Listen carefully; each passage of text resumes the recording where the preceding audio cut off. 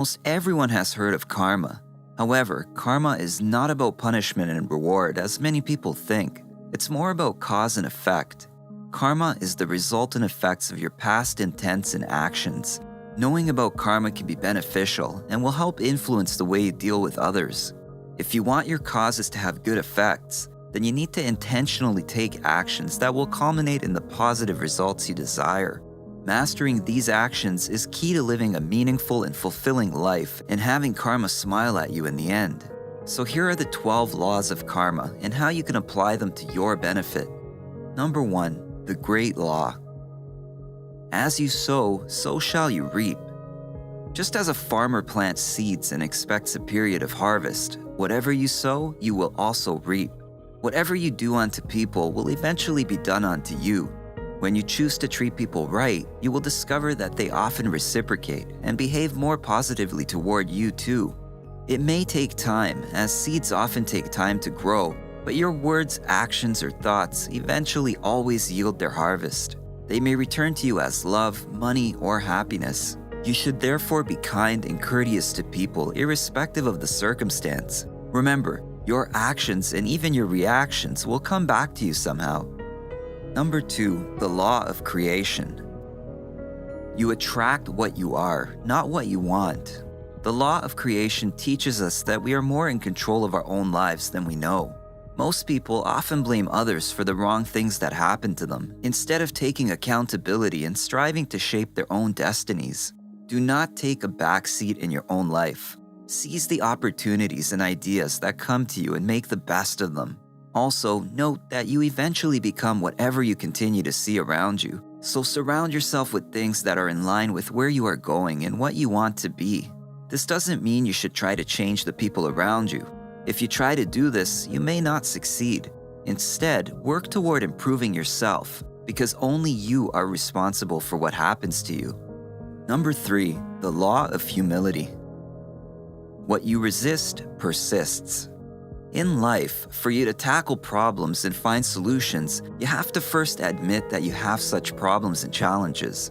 It is often our inability to accept that we have certain struggles that hinder us from finding solutions. But you can't change a situation without coming to terms with it. When you continually see something negative going on in your life and you refuse to accept that it exists, you basically start building up negative energy against it. And unfortunately, this energy comes to reside inside of you.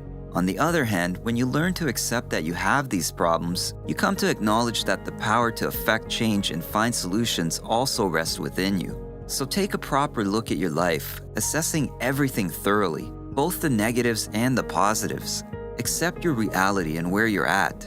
Then you will find the strength to make the necessary changes. Number 4, the law of growth. Wherever you go, there you will be. If you want to grow and make your dreams and visions a reality, you have to realize that your inner life controls the outer world. Your thoughts eventually become what you act upon, and your actions frame your world. To change your world and grow, you have to change its core fabric, your thoughts. Harboring negative thoughts will create a negative environment, while positive thinking is the only thing that will build you a positive world. Keep restructuring your reality by improving your thoughts and choices, and you will grow to achieve all that you dream of. Number 5, the law of responsibility. Our lives are of our own doing, nothing else. This law, like the law of creation, focuses on the fact that our reality is a continuous reflection of our state of mind. When you notice commotion and turmoil around you, you have to start taking responsibility for the situation you find yourself in. Start taking steps to get out of these kinds of situations by taking time to engage in deep inner reflection and pursuing peace. Even when something terrible happens to you unexpectedly, do not waste time mulling over the experience. Instead, learn the lessons and take responsibility for making things better. When you become responsible for all your thoughts and actions, you have a sense of control, which is necessary to push yourself forward. Number 6, the law of connection. Everything you do is somehow connected. The past, present, and the future are all connected, and your past and present hold significant sway over your future. You should realize that no one step will suddenly shoot you into that future of your dreams. Every single step you have ever taken and the ones you take right now are equally important. Your future is actually a culmination of your previous choices and steps, so all of them count. Therefore, make an effort to take steps which are consistent with your destination. Only that way can you get there. Number 7, the law of focus. You cannot think of two things at the same time. In your quest for improvement, it is vital that you concentrate on the things that truly matter. The law of focus helps you place your attention on those values that will primarily assist you in attaining the heights you seek. Focusing on positive emotions, development, and goals will leave you with no time to focus on negative things, and that's a good thing, isn't it? When you find yourself in not-so-pleasant circumstances, always look on the brighter side. It might be a difficult thing to do, but when you form the habit of recognizing the lessons in negative events, you will learn from these experiences and get even better. Number 8, the law of giving and hospitality. Demonstrating our selflessness shows true intentions. It is impossible to have a belief that wouldn't reflect in our actions. Truthfully, our actions are surer proof that we really believe. If a life of meaningful impact is what you truly seek, then selflessness is a cardinal virtue you have to demonstrate continually. You should learn to be accommodating, open, and helpful to people, even when you barely know them. When this becomes your life habit, it is proof that you have attained some form of growth, because truly matured people lead selfless lives. They're always ready to give and help the growth and improvement of others. Number 9, the law of presence. One cannot be present if they are looking backward, or for that matter, forward. This law is a tricky one because it seems to imply that the past and future don't matter, somewhat seeming to contradict the 6th law. But that's not really the case. Let's look at it like this. As humans, we often have the tendency to get caught up in thoughts about past achievements or failures. And sometimes it's living in our dreams of the future that hinder us from seeing the potential of the present.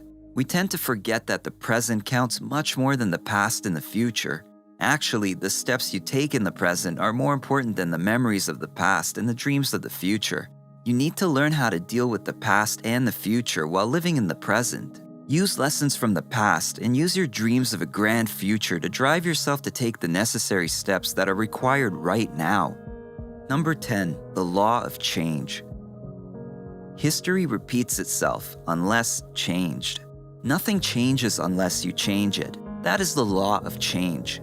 For you to correct negative choices and bad habits, it's not enough to merely make up your mind to do it. You have to take action in order for the changes to actually come to fruition. If you discover a negative trend in your life, then you have to make an effort to turn it around. Even though true change begins from within, it never ends there. Go from resolutions to taking action. Do something about your decisions. This is the only way you can grow and get better. This is the only way to create positive change. Number 11, the law of patience and reward. Nothing of value is created without a patient mindset. Reward comes with being patient. No matter how long it takes, if you persistently continue to sow the seeds of hard work, in time, the reward will eventually come. You have to continue to persist and make decisions that are consistent with your goals. Focus on the process and do your best every day.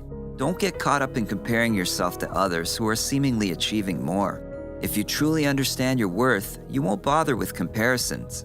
Hard work eventually pays off. Even if it takes time, you just have to be patient. Number 12, the law of significance and inspiration. The best reward is one that contributes to the whole. This last law and the first law are quite similar. The first law focuses on the individual, while the last law focuses on the collective effects of actions. It is true that you will eventually reap what you sow, but we should also realize that our individual decisions and actions become our eventual contributions to society. All of our intentions and actions build up massive energy that creates results that affect all of us. This energy is eventually transmitted into our society and the world at large, so make sure your actions provide value and inspiration to others. Make a conscious effort to be good to people. Pursue your goals and passions. Lead by example. Whether you believe in karma or not, you can probably agree that these laws contain fundamental principles and wisdom that anyone and everyone can apply to make life better. To live a life of impact you genuinely desire, mastering these 12 laws of karma will prove very useful in your quest for fulfillment. What do you think? Do you believe in karma? What are your thoughts on these karmic laws? Share your thoughts in comments below. If you found this video helpful, give it a thumbs up and share it with your friends so we can keep making them. For more videos like this, hit the subscribe button and remember to click on the notification